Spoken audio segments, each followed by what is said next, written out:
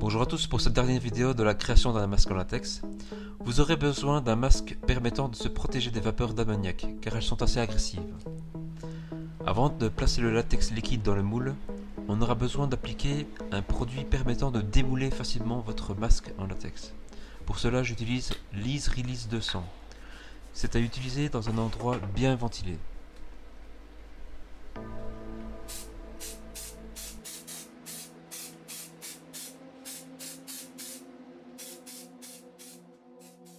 Ensuite, avec le latex, je vais appliquer une première couche au pinceau afin que les petits détails soient bien pris avec le latex.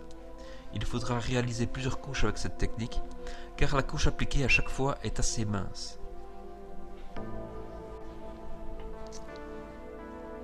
En testant cela, je trouvais que le coup de pinceau ne rendait pas l'intérieur du masque assez lisse après l'avoir séché. J'ai donc mis une certaine dose de latex et je l'ai étalé tout le long. Par la suite, je vide l'excédent et je sèche au maximum le latex avant d'en remettre une nouvelle couche, etc., etc.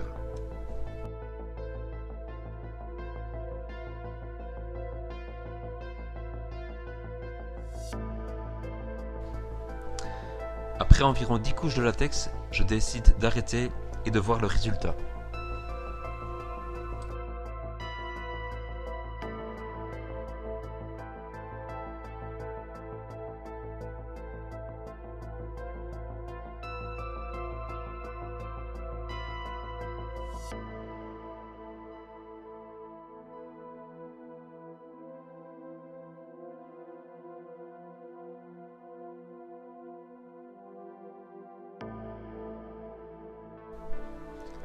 Je coupe les zones des yeux et de la bouche avant de commencer à peindre mon masque.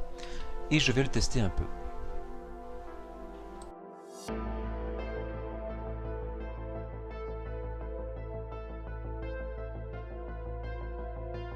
J'aime bien le design de la bouche, c'est assez inquiétant.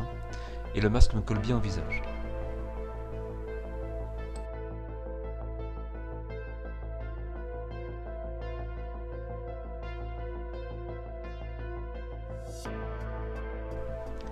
Concernant la peinture, avant de partir sur du noir, j'ai fait une première couche de bleu-vert.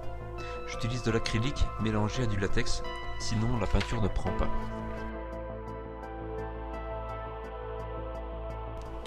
Puis, à l'aide d'une éponge, je brosse les zones qui ressortent avec différents gris ainsi que du violet foncé.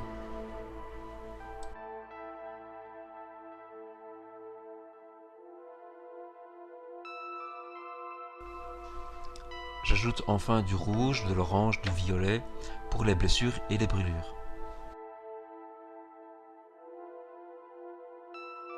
En toute fin, j'ajoute également du faux sang afin d'apporter un peu plus de réalisme aux blessures. La peinture terminée, je fixe un élastique à hauteur des yeux avec une agrafeuse. Je pince bien les agrafes pour ne pas être blessé en le portant. Et je peins les zones des agrafes pour les faire disparaître. Et il n'y a plus qu'à s'amuser avec.